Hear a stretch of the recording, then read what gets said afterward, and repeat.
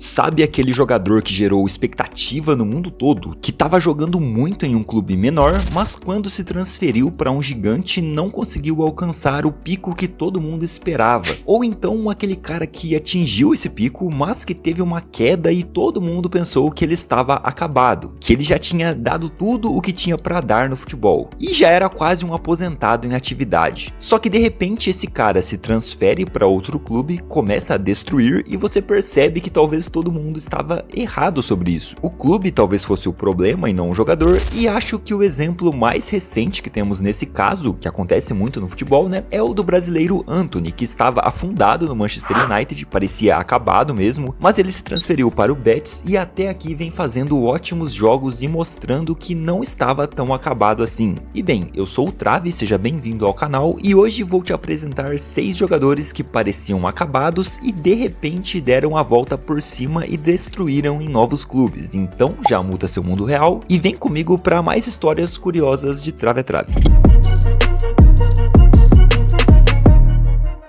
E bem galera, eu sou o Travi, apresentador do canal, e se você chegou nesse vídeo do nada, sem conhecer o que fazemos por aqui, eu te peço para dar uma olhada, entra aí na lista de vídeos do canal, confere algumas produções que nós temos e se você se interessar, eu peço sua inscrição, seu like nesse vídeo aqui, para o YouTube entregar para mais pessoas, e se você gosta de usar camisas de futebol, eu não posso deixar de te recomendar a KB Prime. Eles são nossos parceiros há bastante tempo e tem camisas incríveis, cara, a qualidade é muito boa, o tecido é excelente, confortável. Eu tô deixando aí de fundo para você ver de perto a qualidade de algumas camisas. Essa do Manchester United é surreal de bonita, do Milan, do Barcelona também. E eles têm muitas opções. Tem camisas retrô para você que gosta de uma nostalgia. Tem camisas atuais da temporada, camisas especiais, enfim. É uma variedade grande e claro, o link está na descrição e comentário fixado. E se você se interessar por algum manto, você pode usar o cupom TRAVEATRAVE antes de fazer uma compra que você tem 15% de desconto. Isso em qualquer produto da loja. E hoje, meu caro, eu preciso compartilhar uma coisa com você. Provavelmente você já viu algum daqueles jogos de gerenciamento de futebol, né? Que você não joga com o time ou com o jogador, mas gerencia tudo. Contratações, estrutura, enfim. Tem uns jogos famosos aí que você já ouviu falar, né? Provavelmente. Mas tá chegando no Brasil o Futebol Team, que é um jogo nesse estilo manager, né? E o Futebol Team é muito divertido porque tem um diferencial. Você, ao mesmo tempo que é manager do clube, também é um jogador. Então você cria seu personagem, o seu jogador ali, e ele vai jogar ao mesmo tempo em que você toma todas as decisões. É um jogo de navegador, não precisa baixar, instalar, é só abrir aí mesmo no seu navegador e jogar. E é muito bacana para você que quer jogar um jogo nesse estilo, mas não consegue, ou não teve acesso antes por não estar disponível no Brasil e tudo mais. Então assim, cara, eu tô deixando o link aí na descrição e no comentário fixado. Clica só para dar uma olhada, ver como é a interface do jogo e tudo mais. Não é pay to win, claro que você tem recursos pagos no jogo, customizações, como todo jogo tem, mas você não precisa gastar dinheiro no jogo para jogar ou para evoluir, enfim, o jogo te dá recursos de graça. Você cria conta, a jogabilidade, tudo de graça. Então é isso que eu tinha para te mostrar aqui hoje. É um jogo muito divertido, todo mundo que conhece, né, que tem contato com esse estilo de jogo, pensa que não é legal porque você não vai controlar efetivamente uma partida ou um jogador. Eu também pensava isso, mas esse estilo de jogo é muito divertido sim, cara. Você fica preso ali fazendo as coisas, então dá uma chance, clica no link e cria sua conta, e eu te recomendo dar uma chance mesmo, sabe? Completa o tutorial, vai jogando pelo menos por um tempo ali até ir desbloqueando os recursos iniciais para você de fato ver como é o jogo. Se você ficar só uns 10 minutinhos ali e sair, você não vai conseguir se apegar e gostar, né? Vai por mim. Você tem que passar um tempo para entender como funciona tudo. E é isso, bora voltar pro vídeo. E para começar esse conteúdo, nós já temos que falar de Antony. E cara, para ser sincero, ele só está aqui mesmo por ser recente, sabe? E estar na memória de todos vocês, porque na minha visão ainda não dá pra dizer que ele de fato deu a volta por cima. Pra resumir, Antony foi um cara que despontou muito bem no São Paulo, um ponta com muita capacidade de drible, um bom 1 contra 1, mas que, como muitos da posição, pecava ainda em finalizações. Ele foi vendido cedo ao Ajax, jogou muito bem por lá, parecia ter melhorado a sua finalização, fazia bons gols ali, e isso foi despertando interesse de vários gigantes europeus, e ele foi comprado pelo United por mais de 100 milhões de euros. euros. E sim, foi algo bem contestado na época, que ele não valia tudo isso, mas isso é papo para outro vídeo. A inflação do mercado de transferências, que já comentamos recentemente, né, está aí no card, enfim. Antony não teve culpa, ele era promissor, muita gente queria contar com o futebol dele e ele acabou indo para o United. E cara, no início parecia um casamento perfeito. Se você não lembra, o Antony chegou para a 6ª rodada da temporada 22-23 e ele simplesmente fez gol nos 3 primeiros jogos pelo Manchester United. Sim, ele marcou na vitória contra o Arsenal, depois no amasso de 6-3 sofrido para o City, né, mas tudo bem, ele deixou o dele ali, e marcou na vitória de 2-1 contra o Everton. E ele estava jogando muito bem, sabe, parecia ter encaixado já no esquema do time, não ter sentido a pressão de um clube maior e uma liga mais difícil, mas depois disso o futebol do Antony e do United como um todo caiu completamente. Para você ter uma ideia, ele só foi marcar outro gol na Premier League na rodada 31, foram 21 rodadas sem marcar um gol. E isso continuou, na temporada 23-24 ele passou a primeira metade inteira sem fazer um único gol, cara, foram 22 partidas sem marcar, e ele fez o primeiro gol no fim de janeiro contra o Newport County, um time da 4ª divisão. Ele comemorou agradecendo a Deus, né, com bastante humildade, aliviado pelo momento, e a galera ficou feliz por ele, sabe, aqui do Brasil pelo menos, porque nessa época ele já tinha virado alvo de muitos memes, o mundo inteiro pesando na cabeça dele, cara, chamando ele de GOAT, fazendo todo tipo de meme possível, só que esse gol não adiantou, ele continuou mal, não marcava, não jogava bem, não era muito utilizado, e resumindo, ele terminou a temporada com só 3 gols pelo Manchester United, cara, em 38 partidas, só 3 gols e só 2 assistências também, e ele teve aquela desumildade de sair mandando a torcida do Coventry City calar a boca, né, naquele jogo que o United merecia ter caído na Copa da Inglaterra. Eles abriram 3-0, tomaram um empate, mereceram tomar o 4-3, eles tomaram o 4-3 na verdade, né, mas estava impedido, e passaram nos pênaltis e com o Antony mandando a torcida calar a boca, enfim, isso fez a galera pesar ainda mais na dele, os memes continuaram, o Antony continuou no United também, só que estava sendo cada vez menos utilizado, ele fez 14 partidas, só um gol marcado nessa temporada atual, né, até que veio esse empréstimo recente para o Betis, e Antony simplesmente já fez 8 jogos e tem 6 participações em gol, sim, foram 3 gols e 3 assistências pelo Betis até aqui. E não só isso, claro, ele vem jogando muito bem, jogando muito mais leve, conseguindo completar dribles, o que não acontecia na Premier League, vem ajudando nas construções do time, cara, é outro jogador, e isso fez com que a galera colocasse a culpa no United, né, chamando de cemitério de jogadores, que todo mundo que vai pra lá afunda a carreira, e quando sai, né, do Manchester United volta a jogar bem, e é bem sintomático mesmo, sabe, esse vídeo aqui poderia ser só de jogadores que não se destacavam no lado vermelho de Manchester, ou que eram muito criticados por lá, não conseguiam desempenhar um bom futebol, e após sair começaram a jogar muito bem. Só de exemplos recentes nós temos McTominay, Sancho, Wan-Bissaka, Rashford, mas enfim, como falei, talvez ainda seja um pouco cedo pra gente cravar Antony nesse caso, porque é muito recente. Como falei ali no início do vídeo, quando ele chegou no United, nos primeiros jogos, ele também jogou muito bem, ele teve um bom desempenho e tava bem entrosado ali com o time, só que depois foi caindo gradualmente. Ele também passou por momentos ruins na vida pessoal, eu explico isso melhor num vídeo que fiz específico sobre ele, tá aí no card se você quiser ver, mas é isso. A verdade do momento atual é que Antony tem se reencontrado e, como falei lá naquela análise, era muito difícil ele se recuperar no Manchester United. Ele precisava mesmo sair dali, sabe? Eu espero que ele continue no Betis ou se transfira para um projeto melhor, porque é só até o meio do ano, né? Que ele vai ficar até lá, teoricamente ele ainda é jogador do United e vai voltar para a Inglaterra em junho, mas eu não acho que tenha mais clima para ele continuar em Manchester. Acho difícil ele querer continuar lá também, então Antony ressurgiu das cinzas, até o momento pelo menos dá pra dizer isso, mas vamos esperar a temporada terminar e ver pra onde ele vai pra cravar de fato isso, né? E o próximo jogador da nossa lista já dá pra cravar que ressurgiu mesmo e é companheiro de Antony atualmente, e falo de Isco, cara, jogador do Betis, mas que fez carreira no Real Madrid. Ele chegou pra temporada 13-14, que foi quando começou aquela era de ouro do Real na Champions, ele jogou bem, fez 11 gols e deu 9 assistências em 53 partidas, lembrando que o Isco é puramente um meia de criação, né, então ele não vai ter números expressivos de gols mesmo, ele não é um atacante, mas ele jogava muito bem, cara, fazia o seu papel, ele era um jogador bem importante, só que na temporada 16-17 ele começou a ser titular menos vezes, não ser tão usado nos principais jogos, mas enfim, ele continuou jogando no Real, foi importante em 17-18, né, no tri da Champions ali, só que ele começou a afundar mesmo na temporada 19-20, foram muitos anos de glória ali, e de repente ele começou a sofrer com lesão, os números diminuíram drasticamente, pra você ter uma ideia, em todas as temporadas ele tinha pelo menos mais de 10 participações em gol, e nessa, né, 19-20, ele teve só 3 gols e 5 assistências. Na temporada seguinte, a 20-21, 2021 ele fez 29 jogos não marcando nenhum gol e dando só 2 assistências, e na seguinte também 17 jogos com só 2 gols e 1 assistência. Então foi uma queda muito grande, cara, 3 temporadas seguidas sendo um coadjuvante sem nenhum impacto no time, e todo mundo pensou que o tempo de Isco tinha acabado, né? Algo natural ali. Ele foi contratado pelo Sevilla, também sem grandes feitos, e teve o contrato rescindido no meio da temporada, ficou sem clube até o fim, isso na temporada 22-23. Só que o Betis resolveu apostar no espanhol para a última temporada, a 23-24, e ele teve rumores de jogar no Flamengo, em alguns outros clubes, mas ficou na Espanha mesmo, e simplesmente Isco teve uma redenção absurda, cara. Ele fez 36 jogos com 9 gols e 7 assistências. Então assim, ele não recuperou completamente os seus números no Prime pelo Real, só que mais que isso, ele foi muito importante para o funcionamento do Betis, foi o jogador mais importante do time. Para você ter uma breve ideia, se não acompanhou tanto assim, em 29 jogos pelo Betis na La Liga, o Isco foi eleito o melhor em campo em 19, cara. 19 partidas de 29 disputadas, ele foi o melhor do time. Mais da metade dos resultados do Betis, teoricamente, não teriam acontecido se Isco não estivesse em campo. Isso é muito absurdo para um cara que vinha de 4 temporadas ruins, teve contrato rescindido, ficou sem clube, e nessa temporada atual ele está na mesma pegada. São 16 jogos por todas as competições, com 7 gols marcados e 3 assistências. Provavelmente ele pode superar os números da temporada passada e até tem chance de fazer a melhor temporada da carreira. Então, Isco é mais uma fênix do futebol atual, e esse sim já dá pra cravar que deu a volta por cima e nos mostrou que não estava nada acabado. Mas e o nosso mano Lukaku, hein? Que é o próximo da nossa lista e também tem uma história curiosa no futebol até aqui. Ele foi contratado ainda muito jovem pelo Chelsea, chegou na temporada de título do clube e logo foi emprestado. Ele foi jogar no West Bromwich, voltou para o Chelsea ainda sem espaço, né? E foi emprestado novamente ao Everton. Por lá ele foi até bem e acabou sendo comprado, porque não teria mesmo mais chance nos Blues de Londres. No Everton ele jogou bem, ele fez 20 ou mais gols nas 3 temporadas que esteve lá, e isso despertou o interesse do Manchester United. Ele foi contratado por 84 milhões de euros, e aí todo mundo pensou que tinha chegado a hora daquele belga promissor se estabilizar num gigante, isso lá na temporada 17-18, mas não foi o que aconteceu. Na primeira temporada ele foi até bem, foram 51 jogos fazendo 27 gols e 9 assistências. Na Copa do Mundo ele jogou muito bem também pela Bélgica, né, a seleção brasileira que o diga, mas na segunda temporada pelo United ele já caiu bastante, foram 45 jogos tendo feito apenas 15 gols e dado 3 assistências. Estava um clima já não tão bom no elenco, e aí a galera já começou a condenar e pensar, né, pô, o cara não deu certo no Chelsea, não deu certo no United, não se firmou pelo menos ali, né, então ele é jogador de time menos badalado mesmo, foi bem no Everton e só. Só que aí o Lukaku foi contratado pela Inter de Milão, e na primeira temporada por lá, ele simplesmente teve o melhor desempenho da carreira, foram 51 jogos com 34 gols e 6 assistências. Na temporada seguinte, 30 gols de novo, fazendo uma dupla sensacional com o Lautaro Martinez. E aqui eu tô falando de números, né, mas ele jogava muito além desses gols, cara, então ele meio que deu essa volta por cima. Só que o caso de Lukaku aqui é especial porque ele ressurgiu 2 vezes. Não foi apenas essa não, porque na temporada 21-22 ele foi comprado de novo pelo Chelsea, que tinha rejeitado o cara lá atrás, enfim. Dessa vez ele chegou por mais de 100 milhões de euros no time campeão da Champions, então a expectativa era ainda maior que tudo que ele tinha vivido até o momento. A galera colocando em peso o Chelsea como favorito a tudo naquela temporada. O Lukaku voando na Inter, sendo um dos melhores centroavantes do mundo, só que ele fez apenas 15 gols em 44 partidas pelo Chelsea. Deu declarações polêmicas de que estava infeliz, meio que alfinetando o Tuchel na época, meio que dando a entender que não queria ter saído da Inter de Milão, né, ou que queria voltar. E no ano seguinte ele voltou mesmo para Inter por empréstimo. Não conseguiu ir tão bem como na primeira passagem, jogou menos também, né, do que tinha jogado, fazendo menos pivô ali, sendo menos impactante, perdeu muitas partidas por lesão. Na temporada seguinte foi emprestado para Roma, sendo ainda jogador do Chelsea, né, então já foi mais uma queda ali na relevância, né, no patamar do clube em que estava. Na Roma ele foi até que razoável dentro dos limites do clube, mas chegou a Euro e Lukaku simplesmente fez um dos piores torneios da história de um centroavante. Eu tô falando sério, cara, ele foi muito pior que Mbappé, Cristiano Ronaldo e outros nomes ali que você lembra que decepcionaram nesse torneio. Se a Bélgica não tivesse Lukaku, se tivesse outro jogador ali no lugar dele, assim, qualquer um mesmo, o maior comum da bola, eles teriam vencido os 3 jogos na fase de grupos com facilidade e talvez até passado da França, cara, eu tô falando sério. O Lukaku perdeu várias e várias chances de gol, ele era um a menos em campo em todas as partidas, e aí se você não tinha pensado após a saída do United, né, que ele estava acabado, nesse momento você certamente pensou que Lukaku estava acabado e que estava em declínio na carreira, sabe? Flopou no Chelsea de novo, na Inter já não foi tão bem, jogando na Roma, né, fazendo ali uma Euro horrorosa, mas não, ele foi contratado pelo Napoli e até esse momento ele vem jogando muito bem, cara. É um dos nomes do Napoli na Série A, talvez seja até o principal nome, agora que o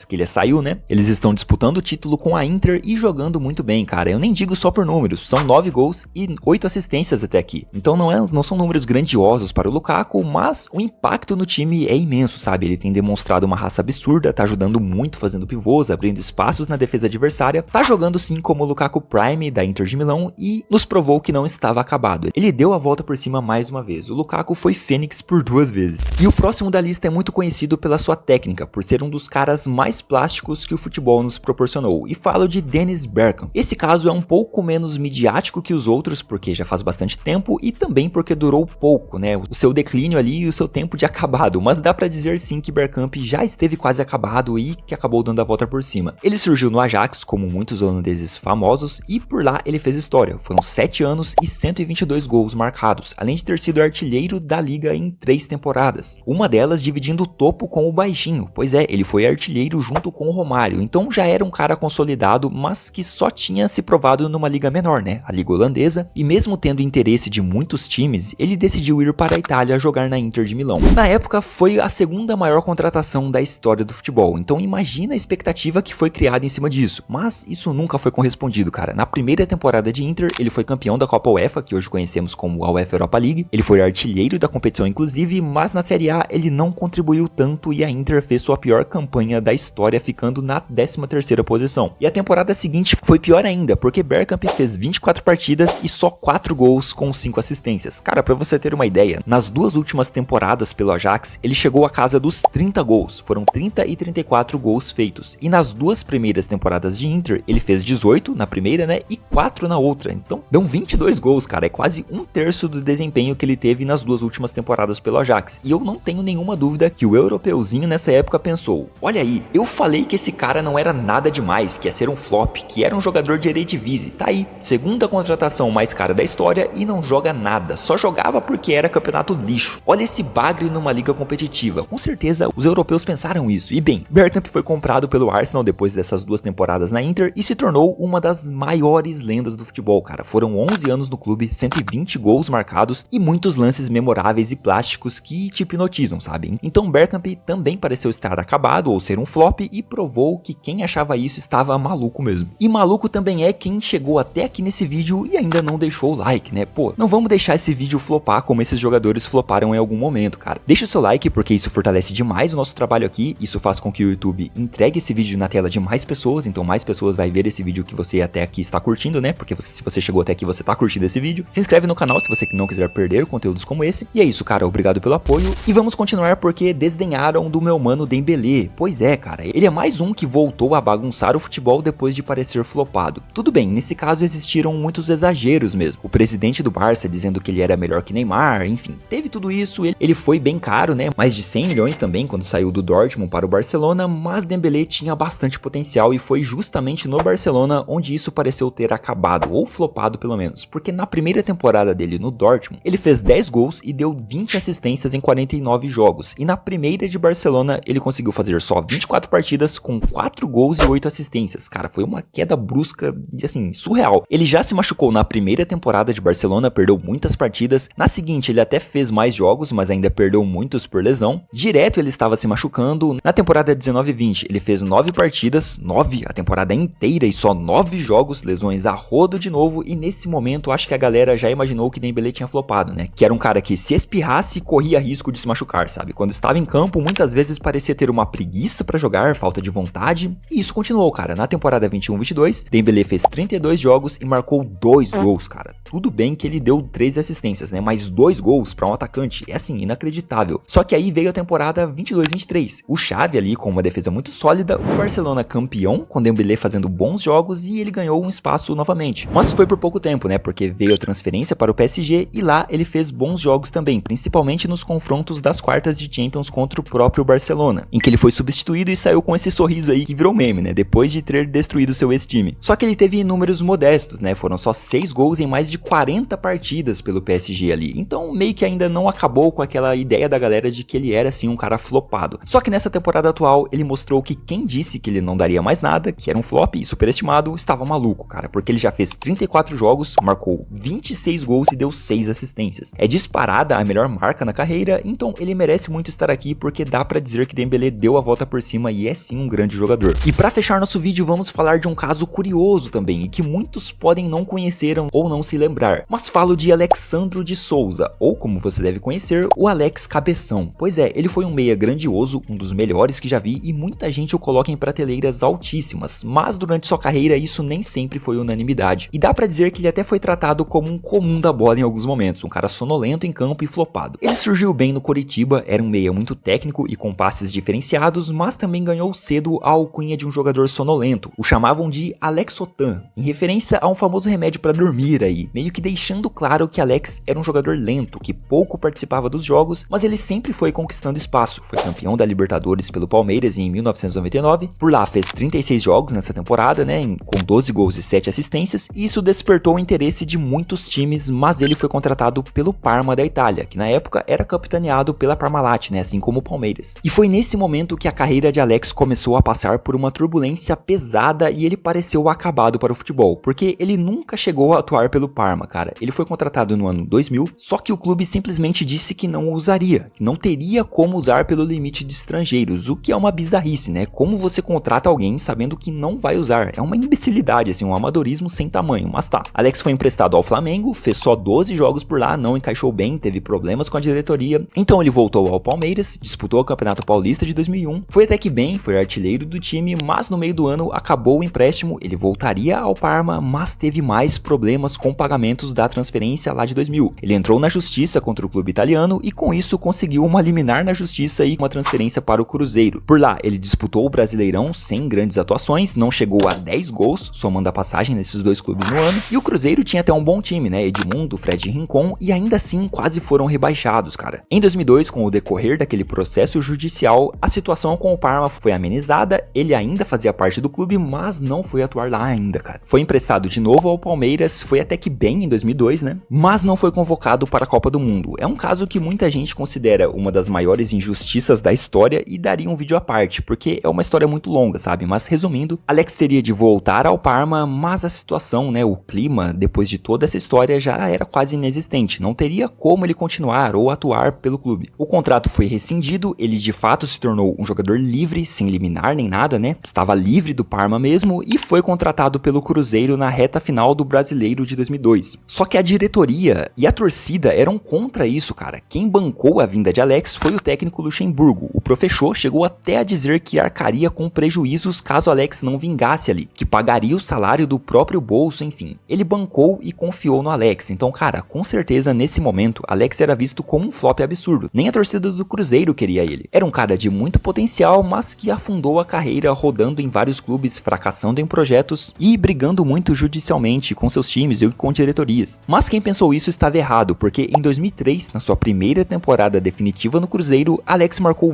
29 gols e deu 15 assistências em 50 jogos. Foi campeão brasileiro naquele título histórico pela Raposa, campeão da Copa do Brasil, dando 3 assistências no jogo de volta da final contra o Flamengo, e depois disso ele continuou atuando bem, foi vendido ao Fenerbahçe da Turquia, se tornou o ídolo máximo por lá e teve uma carreira brilhante, cara. Pra você ter uma ideia, no Fenerbahçe ele teve várias temporadas fazendo mais de 20 gols, isso sendo um meia, né, dando mais de 20 assistências. Sim, foi um grande jogador e deu a volta por cima mesmo em um momento que parecia não ser mais provável. E esse foi o vídeo de hoje, eu espero que tenha gostado do conteúdo. Claro que existem muitos outros jogadores que se encaixariam aqui, então se você sentiu falta de algum, deixa aí no comentário que podemos fazer uma sequência desse conteúdo em breve. Se inscreve no canal se quiser ver mais vídeos de curiosidades como esse e nos vemos na próxima análise de Trave a Trave.